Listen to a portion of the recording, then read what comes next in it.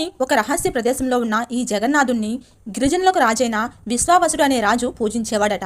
విషయం తెలుసుకున్న ఇంద్రద్యుమ్న మహారాజు ఆ రహస్యాన్ని కనిపెట్టడానికి విద్యాపతి అనే బ్రాహ్మణ యువకుడిని అడవికి పంపుతాడు.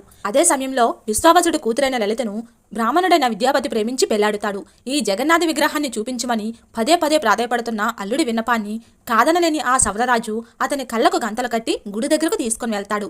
విద్యాపతి ఆ దారి తెలుసుకునేందుకు తెలివిగా తాను వెళ్లి ఆ దారి పొడుగున ఆవాలను జారవిడుస్తాడు. కొన్నాళ్ళకవి మొలకెత్తి దారి స్పష్టంగా తెలుస్తుంది. దీంతో వెంటనే అతను ఇంద్రద్యుమ్న మహారాజుకు కబురు పెడతాడు. రాజు అడవికి చేరుకునేలోగా అక్కడ ఆ విగ్రహాలు మాయమవుతాయి. దీంతో ఇంద్రద్యుమ్నుడు నిరాశతో నిరాహార దీక్ష మొదలుపెట్టి అశ్వమేధ యాగం చేస్తాడు. నీలాచలం మీద ఒక ఆలయాన్ని నిర్మించి నరసింహస్వామి విగ్రహాన్ని ప్రతిష్ఠిస్తాడు.